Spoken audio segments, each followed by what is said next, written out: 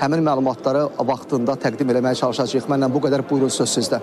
Təşəkkür edirik Gündüz. Sonuncu xəbərimizi təqdim edirik. Bu ilin 11 ayında Xaçmaz Reabilitasiya Mərkəzində əlilliyi olan 5000-dən çox şəxs reabilitasiya xidmətləri ilə təmin edilib. Müasir tibbi reabilitasiya avadanlıqları ilə təchiz olunmuş 14 çarpayılıq mərkəzdə əlilliyi olan şəxslərin, eləcə də 44 günlük vətən müharibəsi ilə bağlı əlilliyi olanların tibbi, sosial-psixoloji reabilitasiyası həyata keçirilir.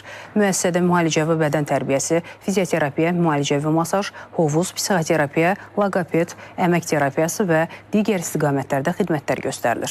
Qeyd edək ki, Əmək və Əhalinin Sosial Müdafiəsi Nazirliyinin tabeliyində Dövlət Tibbi Sosial Ekspertiza və Reabilitasiya Agentliyinin ümumilikdə 17 reabilitasiya müəssisəsi fəaliyyətdədir. Həmin müəssisələrdə bu ilin yanvar-noyabr aylarında əlilliyi olan 130 min şəxsə reabilitasiya xidmətləri göstərilib.